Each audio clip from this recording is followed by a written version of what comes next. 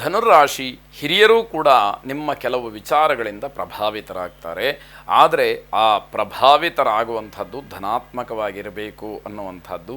ಹೊಸ ಕೆಲಸವನ್ನು ಆರಂಭ ಮಾಡಬೇಡಿ, ಗುರಿ ಮುಟ್ಟುವಂಥದ್ದು ಕಷ್ಟವಾಗುತ್ತೆ. ನಿಮ್ಮ ವೈಯಕ್ತಿಕವಾದಂತಹ ವಿಚಾರಗಳು ಹಲವಾರು ಯೋಜನೆಗಳಿಗೆ, ಅಭ್ಯುದಯಕ್ಕೆ, ನಿಮ್ಮ ಪ್ರಯತ್ನಕ್ಕೆ ಅಡ್ಡಿಯನ್ನು ಮಾಡುತ್ತೆ ಅನ್ನುವಂಥದ್ದು.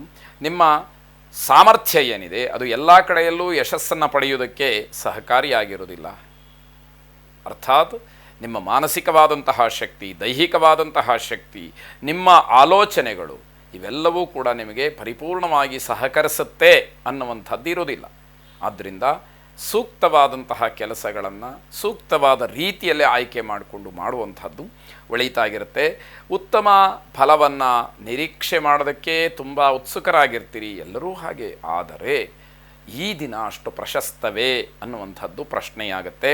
ನಿಮ್ಮ ಸಾಧನೆ ಹಲವಾರು ಜನಕ್ಕೆ ಮಾದರಿಯಾಗುತ್ತೆ, ಆದರೆ ನೀವು ಅದಕ್ಕೆ ಬೆಲೆ ಕೊಡೋದಿಲ್ಲ. ನಿಮ್ಮ ಪ್ರಯತ್ನ ಸೂಕ್ತವಾದಂತಹ ರೀತಿಯಲ್ಲಿ ಆಗಿರೋದಿಲ್ಲ. ಯಾವುದೋ ಕೆಲಸ ಅರ್ಧಂಬರ್ಧವಾಗಿ ಉಳ್ಕೊಳ್ತಕ್ಕಂಥದ್ದು. ಹೀಗೆ ಇವೆಲ್ಲವೂ ಕೂಡ ನಿಮ್ಮ ಹಿನ್ನಡೆಗೆ, ನಿಮ್ಮ ದೌರ್ಬಲ್ಯವನ್ನು ಎತ್ತಿ ತೋರಿಸೋದಕ್ಕೆ ಕಾರಣವಾಗುತ್ತೆ.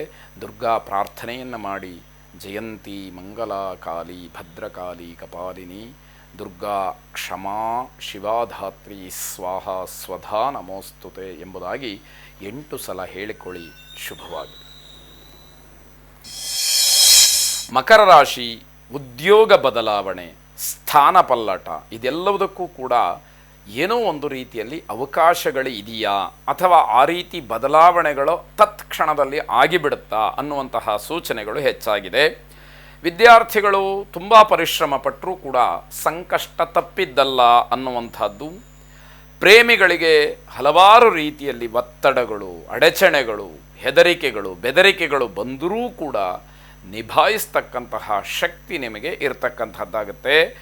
ಬೇರೆಯವರ ತಪ್ಪುಗಳನ್ನು ಹೇಳುವ ಬದಲು ಯಾರು ನಿಮ್ಮ ಆತ್ಮೀಯರಿದ್ದಾರೆ ಅವರಿಗೆ ಸೂಕ್ತವಾದಂತಹ ಸಲಹೆಗಳನ್ನು ಕೊಡಿ. ಇದು ತಪ್ಪು ಅಂತ ಹೇಳಿ ಪುನಃ ಅವರಿಗೆ ಹೇಳುವ ಬದಲು ಆ ತಪ್ಪನ್ನು ತಿದ್ದುಕೊಳ್ತಕ್ಕಂತಹ, ತಪ್ಪನ್ನು ತಿದ್ದುವಂತಹ ಪ್ರಯತ್ನ ನಿಮ್ಮಿಂದ ಆಗಲಿ ಎನ್ನುವಂಥದ್ದು.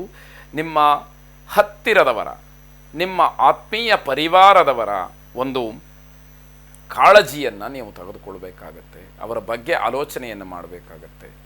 ಅವರ ಎಲ್ಲ ಆಗುಹೋಗುಗಳ ಬಗ್ಗೆ ನಿಮ್ಮ ಸೂಕ್ತವಾದಂತಹ ಒಂದು ಪರಿಹಾರವೋ, ಮಾಹಿತಿಯೋ, ಮಾರ್ಗದರ್ಶನವೋ, ಸಹಾಯವೋ, ಸಹಕಾರವೋ, ಪ್ರೋತ್ಸಾಹವೋ ಬೇಕಾಗತ್ತೆ. ಇದನ್ನು ಪ್ರಾಮಾಣಿಕವಾಗಿ ಮಾಡಿದಾಗ ಧನಾತ್ಮಕವಾದಂತಹ ಪರಿವರ್ತನೆಗೆ ಅವಕಾಶಗಳಾಗತ್ತೆ. ಅದರ ಸದುಪಯೋಗ ನಿಮ್ಮಿಂದ ಆಗಲಿ. ಲಲಿತಾ ಪರಮೇಶ್ವರಿಯನ್ನು ಪ್ರಾರ್ಥನೆ ಮಾಡಿ. ಶುಭವಾಗಿ. ಕುಂಭರಾಶಿ, ನೀವು ಎಷ್ಟು ಧಾರಾಳವಾಗಿ ನಡೆಕೊಳ್ತೀರೋ ಅಷ್ಟು ನಿಮಗೆ ಅನುಕೂಲಕರವಾದಂತಹ ಫಲ ಸಿಕ್ಕತ್ತೆ.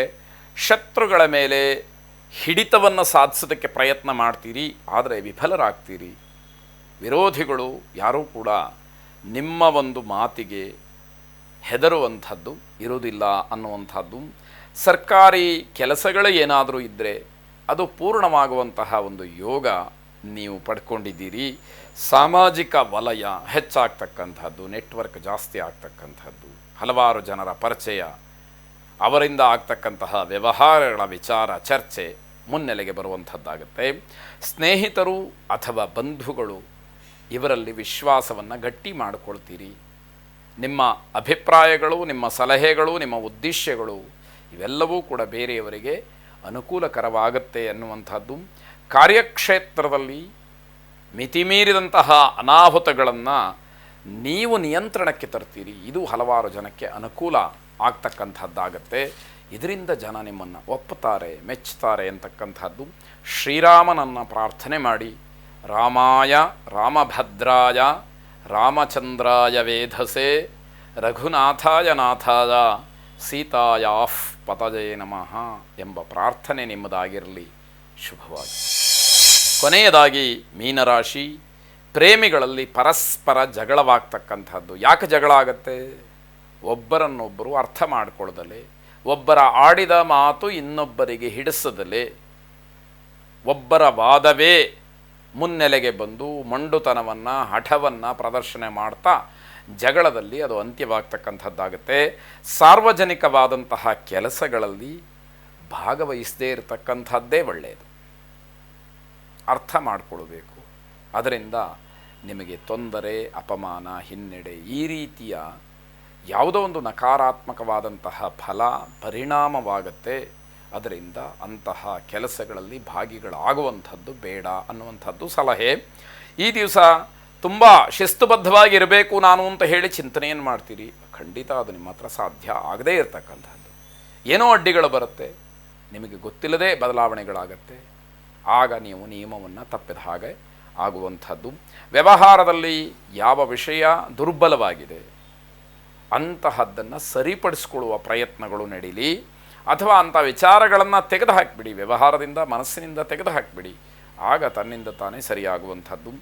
ಏಕಾಂತದಲ್ಲಿ ಕುಳಿತು ಆತ್ಮಾವಲೋಕನವನ್ನು ಮಾಡಿಕೊಳ್ಬೇಕು. ಒಬ್ಬರೇ ಇದ್ದು ಯಾರ ಒಂದು ಒತ್ತಡವಾಗಲಿ ಅಥವಾ ಯಾರಿಂದಲೂ ನಿಮಗೆ ತೊಂದರೆ ಆಗದೇ ಇರುವಂತಹ ವಿಚಾರವಾಗಲಿ ಅದನ್ನು ದೂರ ಮಾಡಿ ನೀವು ಆತ್ಮಾವಲೋಕನ ಮಾಡಿಕೊಳ್ಳಿ.